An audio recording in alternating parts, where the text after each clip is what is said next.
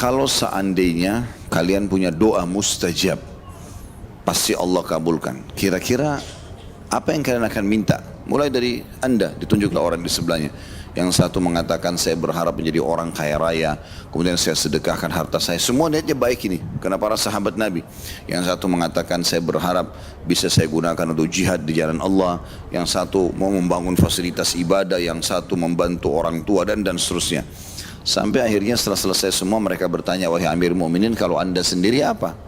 Kata Umar, kalau saya pasti punya satu doa yang ijabah, mustajab, maka saya berharap berdoa agar Allah mengaruniai kaum muslimin pemimpin yang adil, yang baik, yang taat kepada Allah supaya bisa menyebarkan kemakmuran.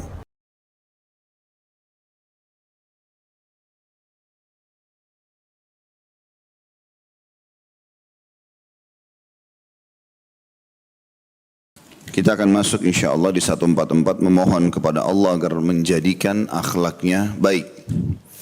Sebenarnya masalah akhlak ini sudah sering kita bahas ya, dari awal bahasan kita atau beberapa pasal sebelumnya. Dia adalah termasuk amal yang paling ditekankan dalam Islam dan paling berat di timbangan amal pada hari kiamat. Juga Nabi SAW diutus oleh Allah, tujuannya adalah untuk menyempurnakan akhlak-akhlak yang baik. Dan Islam datang mendukung semua itu. Jujur, amanah, tanggung jawab, bakti sama orang tua, menjenguk orang sakit, dermawan dan seterusnya. Begitu juga dengan Islam datang melarang semua akhlak yang buruk. Ya, seperti misalnya bohong, menipu, menggunjing, memfitnah, mengambil hak orang lain dan seterusnya. Maka salah satu cara yang terbaik untuk supaya kita bisa mudah menjadi orang yang mendapatkan apapun yang kita inginkan dari yang baik, yaitu memohon kepada Allah Subhanahu wa taala terlebih dahulu, baru kemudian kita ikhtiar.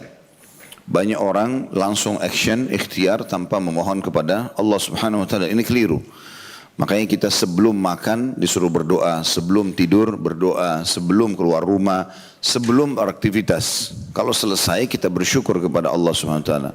Oleh karena itu sebelum ke dokter, sebelum bekerja, sebelum mau melamar, sebelum apa saja memulai usaha, kita memohon kepada Allah Subhanahu wa taala semoga Allah berkahi. Umar bin Khattab radhiyallahu anhu saking cintanya dengan berdoa dan memohon kepada Allah ini, beliau tidak ketemu dengan orang-orang kecuali beliau menyampaikan kalau mari kita berdoa kepada Allah di momen-momen di mana mereka bertemu. Disebutkan dalam sebuah kisah, beliau biasanya setiap habis Isya itu keliling Madinah mencari kira-kira siapa yang butuh bantuan atau mungkin ya, dia menemukan ada orang yang melakukan perbuatan mungkar lalu dia berhentikan perbuatan mungkar itu, sampai akhirnya setelah keliling Madinah dia masuk ke dalam masjid, ternyata masih ada beberapa orang sahabat Nabi. Ya, pada saat itu di zaman kerajaannya Umar bin Khattab ada beberapa sahabat Nabi yang lagi duduk. Maka Umar bertanya, lagi buat apa kalian di sini? Kalau yang bermanfaat Umar dukung, tapi kalau yang buang-buang waktu maka Umar marah. Sambil mengatakan kepada mereka, apakah kalian membuang-buang waktu kalian sehingga sholat malam dan subuh kalian terlewatkan? Maka berkatalah mereka, kami sedang duduk melanjutkan zikir kami. Maka Umar bin Khattab mengatakan, kalau begitu mari kita berdoa. Lalu Umar pun mengajak mereka untuk duduk dan masing-masing dari sahabat ini berdoa kepada Allah untuk mereka semua. Mulai dari yang satu berdoa, yang satu berdoa, sampai akhirnya tiba Umar, giliran Umar, dan Umar pun berdoa kepada Allah Subhanahu wa taala. Setelah selesai sambil menangis setelah berdoa radhiyallahu anhu, beliau berkata, sekarang sudah selesai, kita bubarlah istirahat. Tapi saksi bahasan kita adalah bagaimana Umar memaksimalkan berdoa itu. Beliau juga pernah mengajak orang di sekitarnya, dari para pengawal, dari para menteri lah kalau kita zaman sekarang, itu berkata, kalau seandainya kalian punya doa mustajab, pasti Allah kabulkan. Kira-kira apa yang kalian akan minta? Mulai dari Anda, ditunjuklah orang di sebelahnya. Yang satu mengatakan saya berharap menjadi orang kaya raya, kemudian saya sedekahkan harta saya. Semua niatnya baik ini, karena para sahabat Nabi.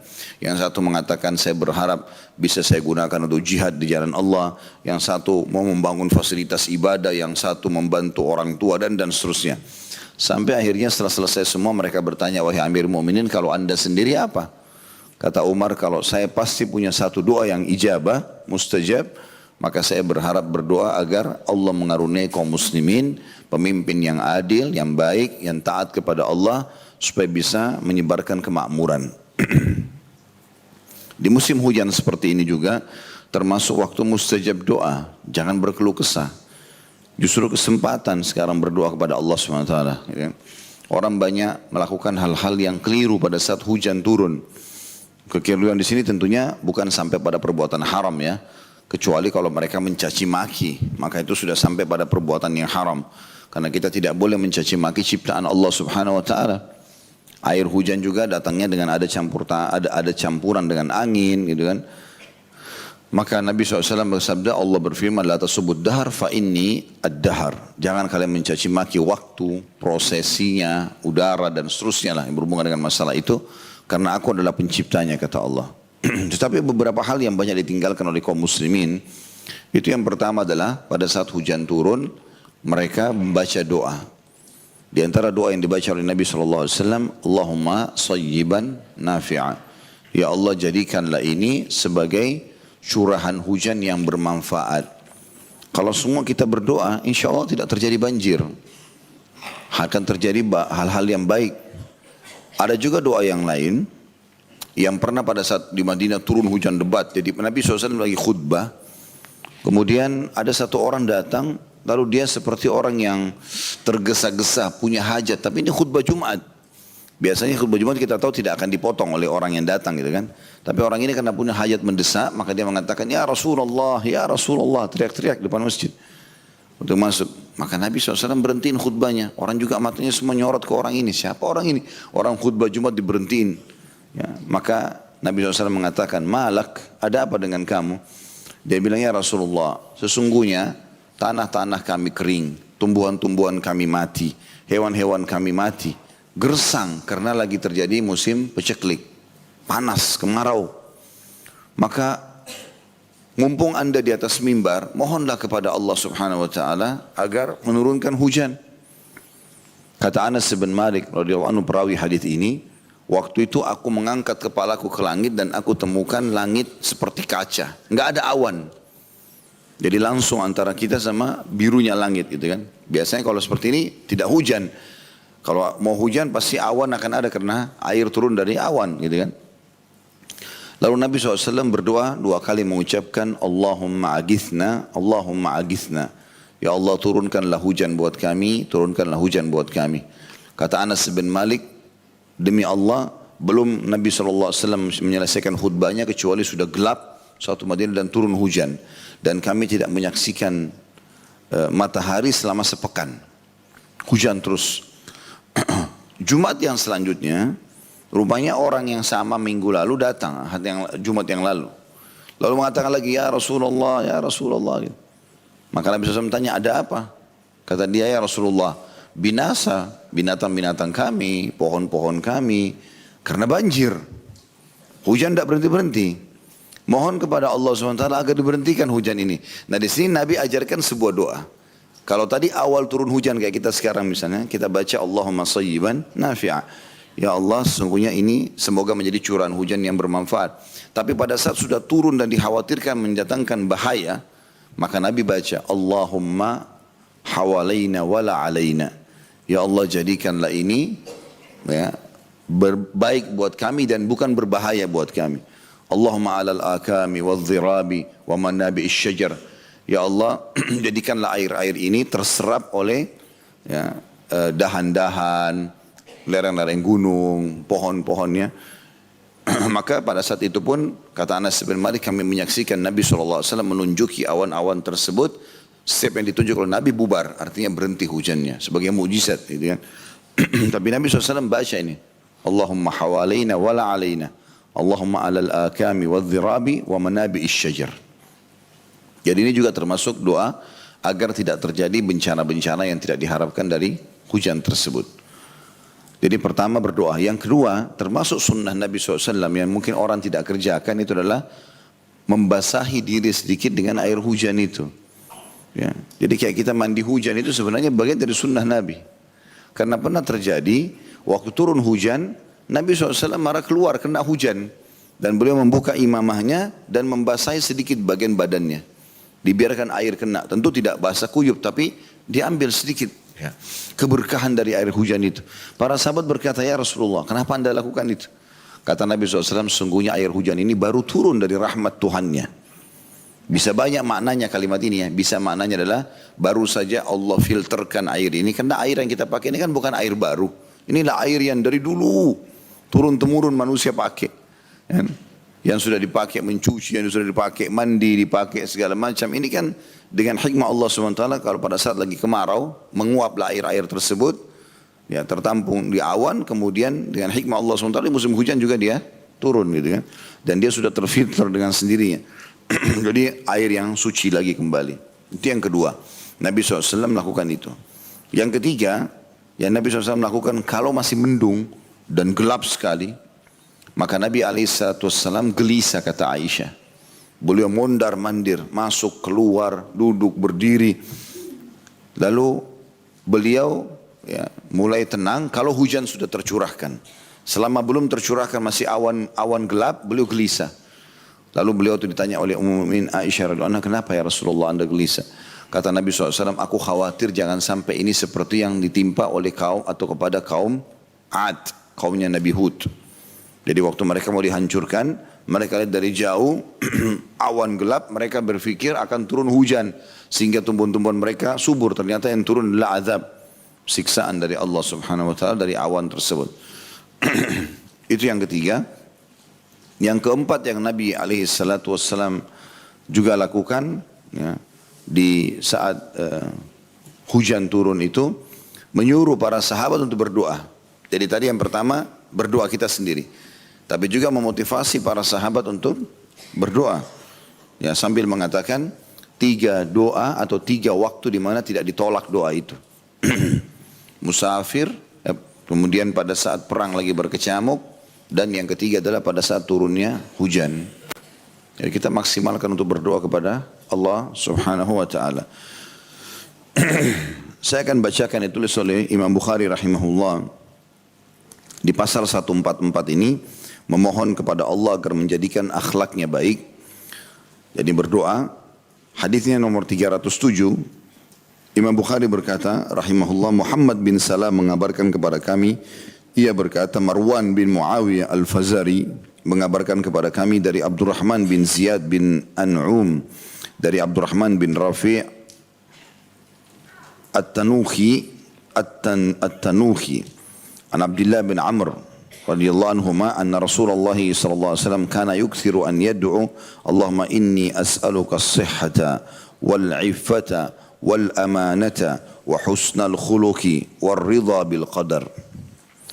Dari Abdullah bin Amr radhiyallahu anhuma bahwa Rasulullah SAW memperbanyak doa yang artinya, Allahumma ya Allah, inni as'aluka, sesungguhnya aku memohon kepadamu, as-sihha, kesehatan, wal iffa, kesucian diri, wal amanah, dan menjaga amanah, wa husnal khuluq, dan akhlak yang baik, war ridha bil qadar, dan keridhaan pada takdir.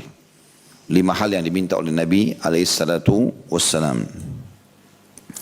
Kandungan hadis ini yang pertama, anjuran kepada seseorang agar memohon kepada Rabbnya berbagai nikmat dan sifat yang telah disebutkan dalam doa Nabi SAW di atas. Yang kedua, anjuran agar tunduk dan bersandar kepada Allah dalam setiap keadaan. Itu kurang lebih gambaran kandungan hadis yang ditulis itu di sini. Kita akan masuk lebih dalam membahas hadis ini dengan izin Allah SWT. Semoga kita bisa mengeluarkan manfaat-manfaatnya. Yang pertama teman-teman sekalian, Abdullah bin Amr radhiyallahu anhu ini adalah sahabat Nabi yang masyhur. Ayahnya Amr bin As adalah juga sahabat Nabi yang masyhur. Ya. Dan Abdullah ini termasuk dari 4 orang yang dikenal dengan Abadilah. 4 orang yang bernama Abdullah, sahabat yang banyak meriwayatkan hadis. Abdullah bin Umar, Abdullah bin Abbas, Abdullah bin Mas'ud, Abdullah bin Amr ibn As. Dan Abdullah bin Amr ibn As ini termasuk sahabat yang sangat giat dalam menuntut ilmu radhiyallahu anhu, karena beliau menulis, bukan cuma sekedar mendengar, tapi beliau sibuk menulis. Makanya Abu Hurairah radhiyallahu anhu, sahabat Nabi, berkata yang lain, ini kuat sekali hafalannya beliau. Abu Hurairah berkata, sesungguhnya tidak ada seorang pun dari sahabat Nabi SAW yang meriwayatkan hadis dari beliau mengalahkan hadis yang aku hafal. Kecuali Abdullah bin Amr. Karena dia menulis sementara aku tidak menulis. Dan Nabi SAW pernah berkata kepada Abdullah bin Amr, wahai Abdullah, tulislah ilmu itu. Karena sesungguhnya demi zat yang jiwa Muhammad dalam genggamannya, ya, sesuatu yang ditulis dengan benar tidak akan keluar kecuali kebenaran pula darinya. Jadi menulis itu penting sekali teman-teman, walaupun hanya poin-poin besarnya di handphone segala macam gitu ya. Kalau di kertas nggak bisa. Bahkan kata Abdullah bin Mubarak, sesungguhnya kami tidak akan menghafal ilmu. Ini ulama-ulama besar tabi'in dulu. Kami tidak bisa menghafal ilmu kecuali karena tulisan. Dan Imam Syafi'i berkata, sesungguhnya ilmu itu al-ilmu sayd, buruan. Ilmu itu buruan, seperti kalau kita lagi berburu hewan gitu. Kemudian dikatakan wal kitabatu kait, dan menulisnya adalah tali kekangannya. Jadi kita kalau berburu, kalau sudah ditangkap misalnya rusa, nggak boleh kita biarin, kita harus ikat. Nah ilmu itu seperti buruan, kalau kita sudah dapat, oh iya kita sudah paham, maka ikatlah dia. Ikatnya itu adalah tulisan. Dan beliau mengatakan oleh karena itu ikatlah ya, hewan-hewan buruanmu dengan tali yang kuat. Ya. Faqayyid sayduka atau suyuduka bil hibalil wathiqah. Nah, seperti itu kata beliau. Dan beliau juga melanjutkan syairnya sambil mengatakan sesungguhnya termasuk dari kebodohan adalah seseorang yang sudah menangkap buruan lalu kemudian membiarkannya di antara makhluk yang lain sehingga lepas gitu. Abdullah bin Amr termasuk sahabat Nabi yang sangat rutin menulis sehingga dia mendapatkan banyak sekali manfaat ilmu, termasuk beliau akan panen pahala dari apa yang kita bahas ini, dan cukup banyak hadis yang diriwayatkan oleh beliau. Kemudian kita masuk dikatakan anna Rasulullah sallallahu alaihi wasallam kana yukthiru an yad'u. Bahwasanya Rasulullah SAW memperbanyak doa ini. Jadi artinya bukan cuma sekali baca, tapi rutin dibaca. Dan bisa bermakna juga potongan ini adalah Nabi SAW tidak lewatkan harinya kecuali berdoa dengan doa ini. Setiap kali Abdullah bin Amr melihatnya atau bertemu dengan Nabi pasti mendengarkan doa ini diucapkan. Itu makna daripada potongan bahwasanya Nabi SAW memperbanyak berdoa. Potongan selanjutnya, tentu potongan yang ketiga maksudnya dari manfaat hadis ini ya. Tadi ya, potongan pertama tentang Abdullah bin Amr radhiyallahu anhuma. Kemudian potongan yang kedua, Nabi SAW banyak berdoa dengan doa ini. Dan kita sudah maknakan yang dimaksud adalah banyak berdoa atau sering mengulangi atau bisa saja tidak melewati harinya kecuali membaca doa ini. Kita masuk sekarang ke manfaat yang ketiga. Potongan pertama permintaan Nabi SAW. Allahumma inni as'aluka as-sihha. Ya Allah, aku memohon kepadamu kesehatan. Ini nikmat yang luar biasa. Bapak Ibu sekarang yang hadir di sini, Masya Allah merasakan kesehatan, itu sebuah nikmat yang tidak terhingga. Andai saja orang-orang sakit di rumah sakit itu yang lagi dirawat, ya, melihat keadaan kita, maka tidak ada yang paling dia cemburui kecuali ini. Karena mereka mau bergerak susah, harus dipandu. Apalagi kalau yang lagi diisolasi di rumah sakit, wa na'udzubillah, karena wabah, karena apa saja. Ini sebuah nikmat yang luar biasa. Dan kalau bukan Allah subhanahu wa ta'ala yang jaga kita, kita tidak akan terjaga teman-teman sekalian. Dari mana kita bisa lihat oksigen yang kita hirup, bakterinya berapa banyak, berbahaya seperti apa. Tapi Allah subhanahu wa ta'ala menjaga hamba-hambanya. Gitu kan. Allah menjaga. Berapa banyak bahaya yang bisa menimpa kita pada saat kita jalan pakai motor walaupun menggunakan helm. Mungkin sesuatu batu terlempar bisa kena mata, bisa ini, bisa itu, tapi Allah SWT jaga. Maka kesehatan sebuah nikmat yang luar biasa. Sampai kata Nabi SAW, dua nikmat Allah yang sangat besar yang dilalaikan oleh banyak manusia. Yaitu kesehatan dan juga waktu lowong, waktu yang luang. Maka bersyukurlah teman-teman. Makanya kita sudah pelajari hadis yang sebelumnya kalau masih ingat. Man asbaha mu'afan fi sirbih. Barang siapa yang tiba di pagi hari dalam kondisi aman di tempat tinggalnya. Maksud aman adalah tenang, sehat, gitu kan. Itu termasuk sebuah nikmat yang luar biasa. Ya. Dan itu kita sebutkan di hadis yang sebelumnya ya. Dan itu sudah kita jelaskan ada dua makna atau ada dua bacaan. Man asbaha aminan fi sarbihi atau sirbihi. Dua-dua bisa bermakna. Di situ ada penjelasan kosakatanya. Kalau sarb aminan fi sarbihi artinya tidak khawatir dan takut jika hartanya yang ia miliki dirampok. Itu makna sarbihi. Aminan fi sarbi. Kalau pakai kasra aminan fi sirbi itu ada maknanya di bawah. Aminan fi sirbi artinya anggota keluarganya dan seluruh binatang hewan ternaknya segala macam lah pengikut-pengikutnya dia, orang sekitarnya aman. Dua-duanya. Lalu Allah bilang mu'afan fi jasadi dan sehat di badannya.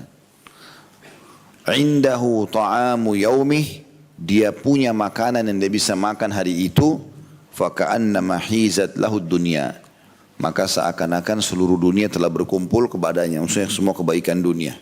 Jadi termasuk di sini disebutkan adalah keamanan, kemudian kesehatan dan juga punya makanan hari itu. Itu ada dianggap luar biasa, prestasi tertinggi. Tapi saksi bahasan kita tentang masalah kesehatan. Nah, berbicara masalah kesehatan ini, Allah Subhanahu wa taala memerintahkan kita untuk menjaga nikmat ini. Artinya jangan sengaja menjerumuskan diri pada penyakit. Bahkan kita diharamkan dalam Islam, teman-teman, kalau sengaja menjerumuskan diri kita pada kecelakaan. Kecelakaan apa saja? Misalnya merusak nama baik, kehormatan, ya memfoya-foyakan harta, ya, dan seterusnya, termasuk juga merusak kesehatan.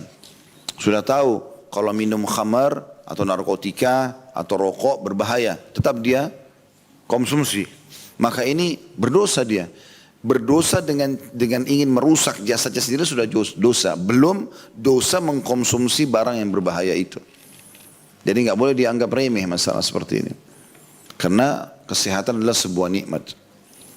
Sebagian ulama mengatakan walaupun ujian Allah akan datang kepada setiap orang, misalnya sakit ya, tetapi secara umum orang-orang yang coba berusaha menjaga nikmat kesehatan ini dengan bersyukur, menjaga dirinya supaya jangan sampai sakit misalnya.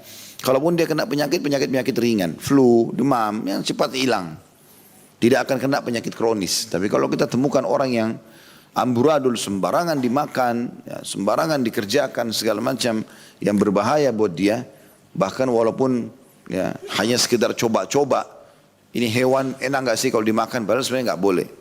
Ya. Maka dia coba makan ini, makan itu ya. Sekarang di zaman kita makin aneh gitu. Ya. Bahkan orang Muslim cecak haram dimakan, tidak boleh. Cecak itu binatang foesikah, tidak boleh makan. Angkat di medsos makan cecak. La haula wala quwwata. Sudah kehabisan daging sapi, ayam, kambing kan ada, kelinci, ikan. Kenapa cecak? Itu. Contoh saja, aneh. Ada orang makan tikus, ada orang makan ini, orang makan itu. Akhirnya wajar kena penyakit-penyakit kayak sekarang, corona dan segala macam. Karena aneh-aneh gitu. Ya. Aneh-aneh. Maka wajib kita menjaga kesehatan kita. Gak boleh sembarangan. Termasuk dalam menjaga kesehatan adalah tidak boleh memaksakan diri makan kalau sudah kenyang. Kalau sudah kenyang selesai. Jangan paksakan, oh ini karena enak. Atau karena tamak gitu kan. Salah satu ciri orang tamak itu kalau dia bertamu ke rumah orang atau ada acara, pasti piringnya penuh. Takut kehabisan. Tidak fikir orang lain. Kan tuan rumahnya biasa, oh 100 orang tamu. Ya udah tempenya mungkin 100 potong juga. Paling lebih 2-3. Diambil 5 potong tempe, ambil daging sekian potong sampai numpuk semua. Tidak ada rasa malu. Kenapa begini? Kisah salafus saleh unik sekali ya. Mereka itu pasti mendahulukan orang lain daripada dirinya sendiri. Disebutkan dalam sebuah kisah mereka pada ngumpul, para tokoh-tokoh tabi'in, mungkin lebih dari 7 orang. Dan tuan rumah yang sedang didatangi tidak punya kecuali makanan itu, makanya mereka hidangkan. Ciri mereka itu kalau ada tamu pasti keluarin semua yang mereka miliki. Enggak disimpan-simpan. Jadi kalau dia cuma hidangkan itu berarti cuma itu saja dia punya. Gitu. Maka yang terjadi adalah supaya Ayo, ayo silakan makan kata tuan rumah. Supaya mereka mau makan, tidak berani sentuh. Tuan rumahnya padamin lampu. Obornya dipadamin. Ya. Supaya ada yang mau makan. Begitu dinyalain kembali, nggak ada yang sentuh makanan itu. Berharap saudaranya yang makan. Bukan dia. Begitu luar biasanya mereka menjaga sifat tamak itu. Gitu kan? Punya rasa malu. Begitu dalam Islam. Ada sebagian orang tidak seperti itu. Ya. Begitu juga dalam masalah tidak menjaga kebersihan dari makanan, kualitasnya. Pernah saya jelaskan, kalau kita masuk ke satu supermarket, misal contoh mau beli anggur. Anggur A kualitasnya paling bagus, harganya 100.000 misalnya per kilo. Anggur B kualitasnya lebih di bawah, harganya 50.000. Kita kalau punya kemampuan termasuk mensyukuri nikmat Allah, beli yang anggur A. Jangan beli anggur B. Itu termasuk dalam menjaga kesehatan kita. Itu dianjurkan. Bagian dari Allah, yang penting jangan mubazir. Jangan cuma suami istri beli 10 kilo anggur. Kan gak bakal dimakan. Gitu kan. Kecuali mau sedekah. Ada juga orang biasa begitu. Hobinya cuma beli sampai numpuk-numpuk rusak di kulkas, gak dimakan. Ya juga gak boleh. Terutama ibu-ibu ini biasa. Beli ini, beli itu gitu. Soalnya terjadi pada istri saya juga itu. Saya lihat pengalaman, begitu saya buka kulkas, saya biasa cek kulkas di rumah. Banyak makanan. Ini kenapa nggak dimakan? Beli lagi. Lupa dia kalau masih ada di situ kan. Nggak boleh mubazir. Kita boleh menikmati, tapi kita berada di antara la ifrat wala tafrit. Tidak berlebihan, tidak juga terlalu perhitungan. Tapi ada di tengah-tengah. Kata Nabi SAW, khairu umur awsatu. Perkara yang paling baik adalah pertengahannya. Itu yang tengah-tengah. Tidak mubazir, tidak juga kita terlalu perhitungan gitu. Maka termasuk menjaga kesehatan dalam masalah seperti ini ya. Kualitas-kualitas makanan. Nggak boleh. Ibu-ibu hati-hati. Bisa berdosa kalau makanan sudah rusak. Baru bahasanya antara dia sama dirinya. Daripada dibuang, kasih makan aja suami saya. Ya. Daripada dibuang. Nanti suaminya mules, sakit. Nggak boleh. Udah nggak bisa dimakan, nggak layak, jangan. Teman-teman yang punya toko, jual makanan, expire, buang, nggak boleh. Nggak boleh sama. Saya pernah temukan di toko saya, ada barang expire. Beberapa ikhwah datang, atau Ustaz ini expire, tapi mungkin masih dipakai. Nggak bisa, buang semua. Bahkan kalau mau lebih aman, buangnya itu jangan buangnya hanya sekedar buang begitu, orang nanti salah gunakan. Nggak, kita memang sudah buang, cair supaya mereka nggak bisa pakai. Karena nggak bisa. Dikasih tanggal expire artinya tidak boleh dipakai. Bahaya, itu berbahaya. Bisa berdosa malah kita. Gitu kan? Nggak boleh sama sekali. Kalau masih ingat kisah Muhammad bin Sirin rahimahullah yang pernah saya sampaikan, beliau sangat mulia. Beli satu gentong madu, masuk tikus, mati tikusnya di situ. Madu kan kental, maka dia baru beli dan utang lagi. Jatuh tempo, satu gentong besar. Dia rupanya waktu pulang, beli sore, tutup tokonya malam, dia lupa tutup. Besok pagi dia buka toko, di atas paling atas madu itu, ujungnya gentong itu ada tikus mati. Dia begitu lihat, dia panggil pegawainya semua, angkat gentong ini, dibawa. Biasanya Muhammad bin Sirin ini kalau beli barang pasti habis, karena dia dianggap ulamanya pada zaman itu, dan dia punya toko di pasar. Orang-orang beli toko di situ karena tahu dia ada. Jadi sering bertanya fatwa segala macam gitu, dan sampai bisa menjadi seperti sumber pembelian. Kalau ada makanan orang-orang bawa, pedagang pasti ke Muhammad bin Sirin. Muhammad bin Sirin kalau beli seperti kalau kita majelis ulama gitu. Ya, keluarin label halal, orang pada beli gitu. Maka kalau dia sudah beli, orang pasti beli semua. Karena dianggap dia pasti ya, teliti dalam masalah itu. Maka dibawalah. Orang-orang pada lihat kemarin Muhammad bin Sirin beli madu. Mereka rencana baru mau beli hari ini. Tapi dibawa, mau dijual kemana nih? Masa di luar pasar? Dibawa oleh Muhammad bin Sirin sampai pegawai, orang pasar semua ikut. Ternyata pergi sungai, di belakang pasar ada sungai, disuruh tuang semua madu itu. Dituang semua di air. Jadi nggak bisa dipakai lagi. Dibuang semuanya. Kata mereka, Muhammad bin Sirin, kenapa anda buang madu begitu mahal? Satu gentong besar. Dia bilang, saya tadi waktu beli kemarin, saya lupa tutup waktu malam hari gentongnya, lalu pagi hari saya dapatkan tikus mati di atasnya. Lalu kata mereka, tikus mati di atas madu, tinggal di sendok bagian atas madu, sisanya jual. Kata mereka gitu kan. Ini yang ketawa-ketawa kenapa? Punya pikiran begitu. Artinya lebih baik ambil atasnya saja gitu. Apa kata Muhammad bin Sirin rahimahullah? Siapa di antara kalian yang bisa menjamin untukku, kalau saya sudah angkat tadi yang bagian atasnya, bagian bawahnya tidak kena bakteri tikus itu. Sehingga akhirnya saya jual dan saya menipu muslimin. Akhirnya mereka sakit gara-gara itu. Semuanya terdiam. Dan gara-gara itu Muhammad bin Sirin ditagih oleh pemilik madu, dia nggak bisa bayar. Dia mau bayar sama barang di tokonya nggak bisa, nggak dia mau sampai dipenjarakan, dilapor ke hakim, masuk penjara dia. Dan penjaga penjara ini, kepala penjara ini tahu Muhammad bin Sirin, mereka tahu dia ulama besar, figur mereka gitu, nggak mungkin menipu. Maka kepala penjara ini bilang, wahai Muhammad bin Sirin, saya akan punya wewenang di sini. Kalau anda mau merasa keluar, butuh ketemu sama keluarga anda, silakan anda keluar malam, saya izinkan. Pagi silakan kembali lagi sini sampai keputusan pengadilan. Kata Muhammad bin Sirin, tidak, demi Allah, saya tidak akan membuat kau melanggar pemerintah, sementara itu adalah tugasmu. Saya akan di sini sampai Allah kasih jalan keluar. Tersebar berita, Muhammad bin Sirin beli madu, kemudian ada tikusnya dibuang karena takut kepada Allah. Akhirnya seluruh muslimin nyumbang, kasih uang supaya Muhammad bin Sirin bisa bayar itu. Subhanallah, uang yang terkumpul bisa bayar 1 gentong madu dan bisa punya lagi uang untuk beli 10 gentong seperti itu. Dari sumbangan orang, hibahnya orang. Allah SWT berikan dia jalan keluar. Jadi nggak boleh sembarangan. Expire ya sudah, dibuang. Jangan dipaksakan dijual. Dan bukan dinamakan mubadzir. Mubadzir itu kalau sengaja. Orang sengaja numpuk-numpukin makanan dan dia tidak makan. Karena ketamakan saja. Itu namanya mubadzir. Ini masuk dalam masalah menjaga kesehatan itu sendiri. Baik diri kita ataupun orang kita. Termasuk dalam menjaga kesehatan adalah menjaga lingkungan. Menjaga lingkungan kita. Jangan buang sampah sembarangan. Ya, membuat kotor. Apa susahnya sih Bapak Ibu sekalian buang sampah itu diplastikin dulu. Yang bersih, rapi, baru ditaruh di tempat sampah. Tempat sampahnya mungkin berapa hari sekali digosok, dibersihkan, gitu kan. Maka itu sangat baik untuk kesehatan kita dan lingkungan kita juga. Dan itu Allah SWT akan menilai semua itu. Tidak usah bicara masalah sampah yang bisa berbahaya bagi umumnya orang. Kata Nabi SAW, aku diperlihatkan seorang dari umatku lagi menikmati istananya di surga gara-gara pernah memindahkan duri dari jalanan yang bisa membahayakan orang lain. Allah balas dengan surga. Itu termasuk merawat, menjaga lingkungan kita, gitu kan? Menjaga kebersihan komplek, kebersihan rumah. Ya, itu simbol menjaga kebersihan kendaraan. Itu semua bagian daripada syariat Allah Subhanahu Wa Taala. Orang Muslim harus indah, bersih dan menjaga semua itu. Nah, ini semua masalah kesehatan.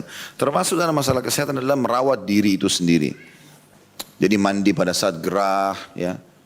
Allah Subhanahu Wa Taala tidak akan terasa gerah kecuali supaya kita mandi, gitu kan? Mungkin banyak orang berkeluh kesah dengan gerah badannya, padahal sebenarnya dengan gerah dia mau mandi. Coba kalau nggak gerah-gerah, nggak mandi-mandi kan gitu.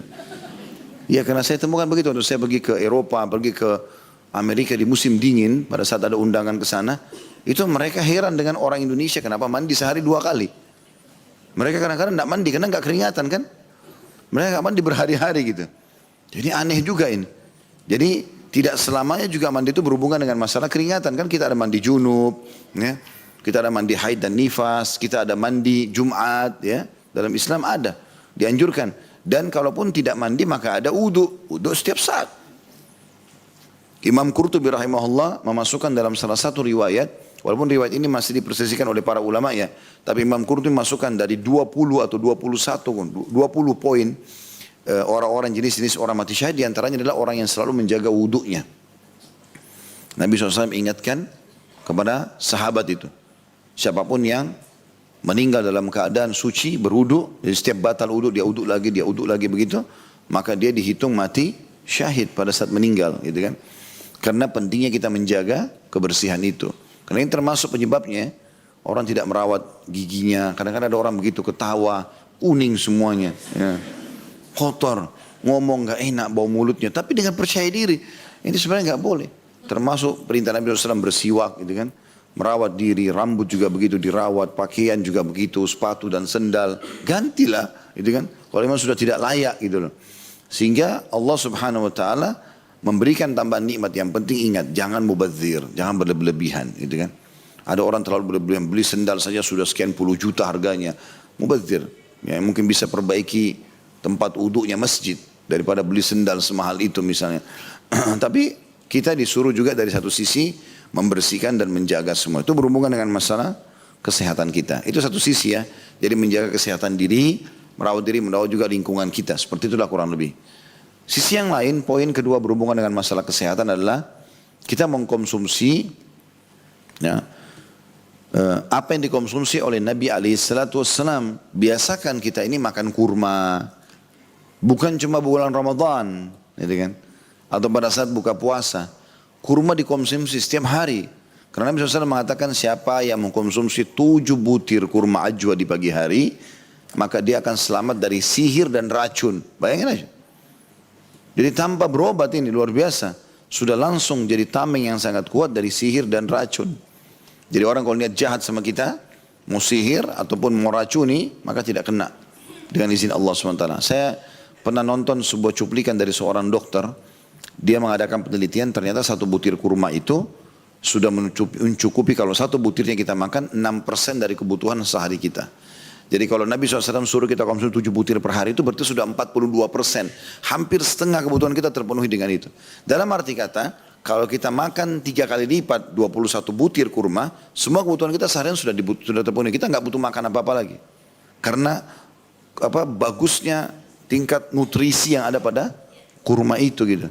Maka coba dikonsumsi. Kan? Dibiasakan itu menjadi sebuah rutinitas. Karena ini makanan kaum muslimin. Bahkan salah satu buah yang disebutkan di surga adalah buah kurma. Ya. Allah sebutkan dalam Al-Quran surah Ar-Rahman. A'udzubillahi minasyaitonir fihima nakhlun. Fihima fakihatun wa nakhlun wa rumman. Di surga itu banyak melimpah buah-buahan. Lalu disebutkan secara khusus di antara buah-buahan tersebut kurma dan delima. Saya kan pernah bilang, sebagian ulama mengatakan buah-buahan yang disebutkan dalam Al-Quran tentang makanan ahli surga itu yang paling baik dikonsumsi selama di dunia. Jadi kayak delima, kurma, anggur, ini termasuk disebutkan. Di antaranya kurma, contoh misal. Dan Nabi SAW memang makanan rutinnya beliau itu. Jadi jangan bilang kurma kan itu makanannya orang Arab, Jazirah Arab karena pohonnya banyak gitu kan. Enggak, di Indonesia kan sudah ada berhasil buahnya. Saya nonton ada cuplikannya itu. Contoh satu, kalau tidak juga sudah banyak importer yang masukkan itu. Kemudian juga diantaranya Nabi SAW itu paling gemar mengkonsumsi tharid. Tharid itu kayak roti gandum yang ditaruh di wadah kemudian dituangkan kari kambing bersamanya. Yang sudah pernah saya jelaskan, mengkonsumsi daging kambing bagian daripada agama kita. Ya. Jadi kalau ada yang masih alergi tidak mau makan daging kambing karena ini sugesti-sugesti yang negatif, ini semua harus dihapus. Apalagi mengatakan kambing makanannya orang Arab, salah itu. Kambing itu makanannya orang Islam, iya benar. Kok bisa Ustaz? Ya banyak dalilnya. Yang pertama hadits Bukhari, di mana Nabi SAW sangat gemar memakan paha kambing. Berarti kalau kita mengaku sebagai pengikut Nabi Muhammad SAW, ya makan apa yang beliau suka. Beliau sangat gemar. Berarti sudah ikut termasuk sunnah. Mau dia orang Arab, mau orang bule, mau orang Melayu, sama saja. Yang kedua kita punya akikah.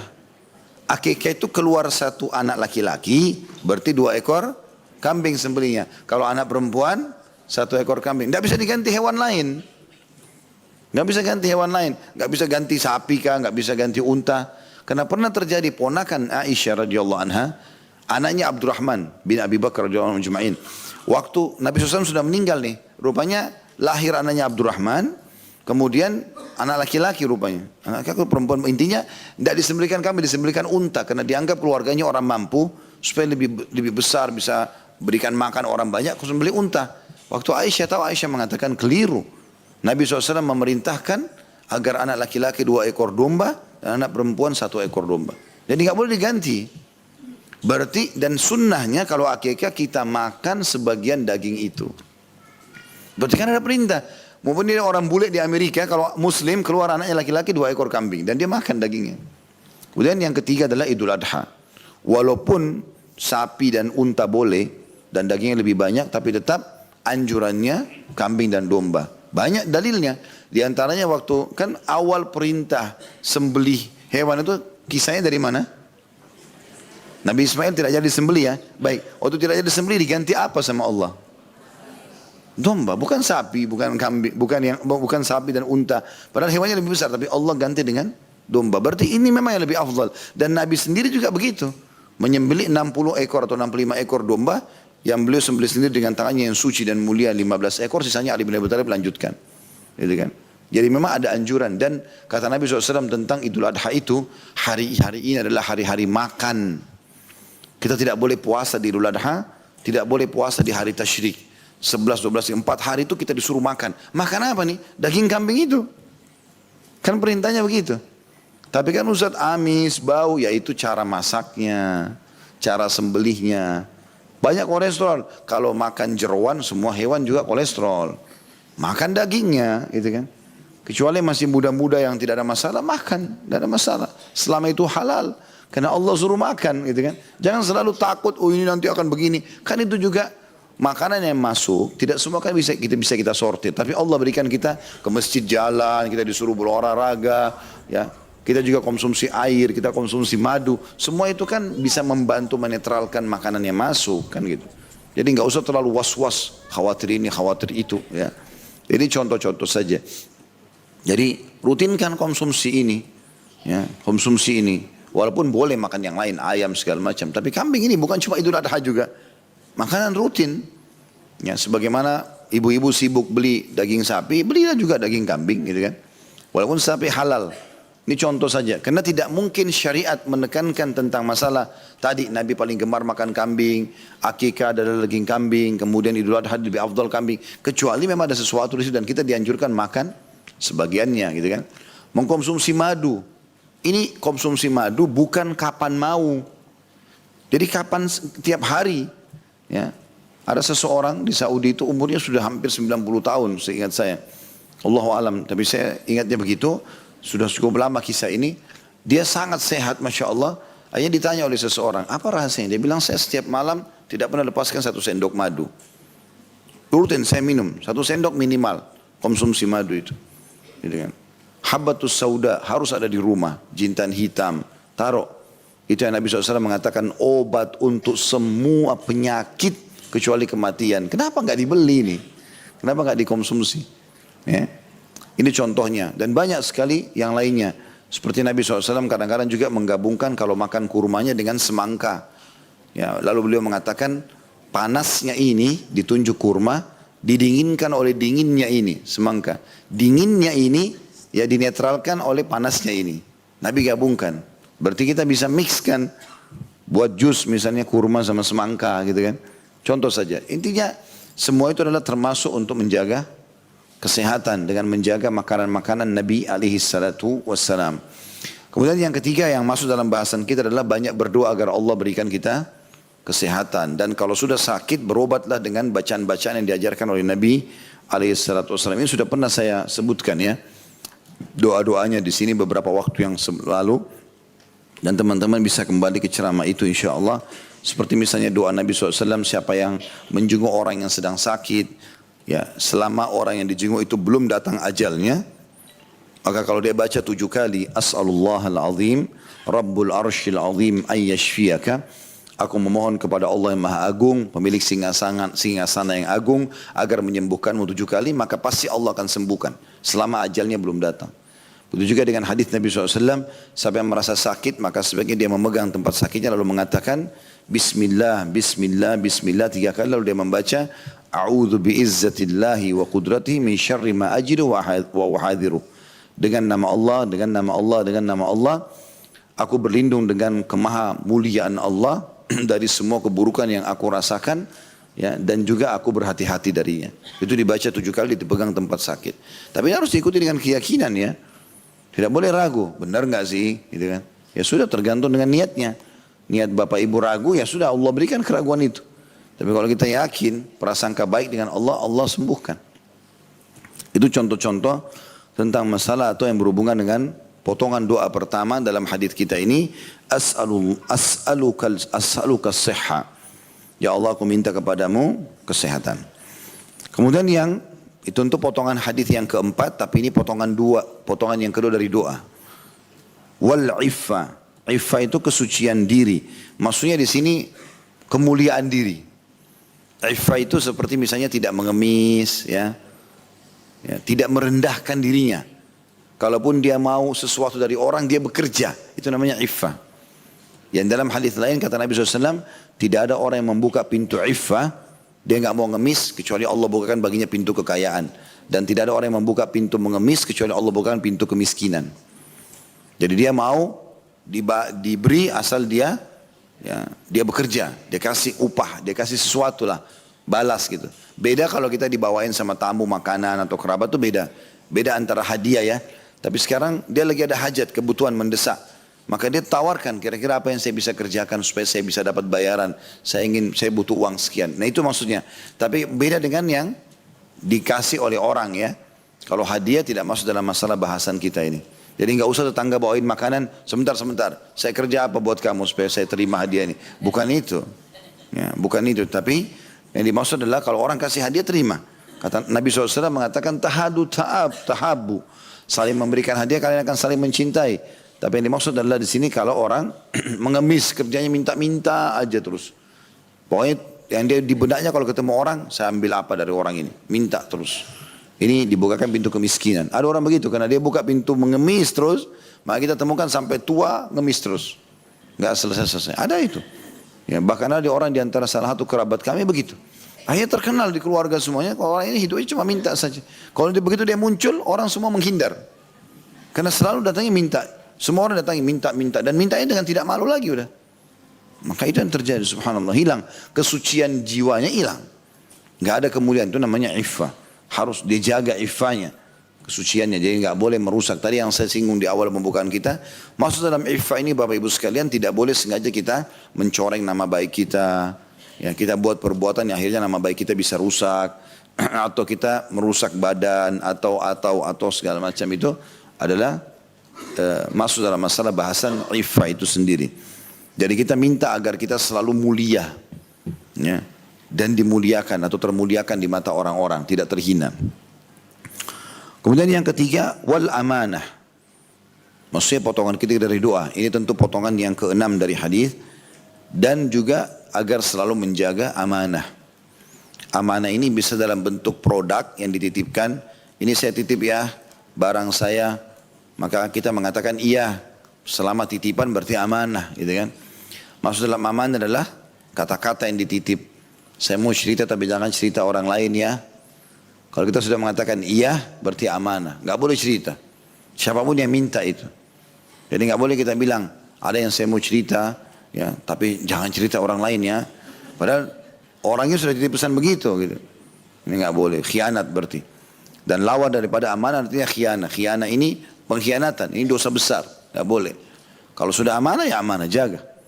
Maksud dalam masalah amanah adalah pegawai dengan peraturan-peraturan yang ada di perusahaan itu amanah. Atasan pemilik perusahaan dengan janji-janjinya ini amanah. Orang tua menjaga anaknya adalah amanah. Anak bakti sama orang tua adalah amanah. Suami pada istri pada suami menjaga nama baik mereka sama-sama adalah amanah. Ini banyak dilanggar nih suami istri ini. Kapan lagi senang puji-puji pasangannya. Kapan lagi ada masalah buruk semuanya.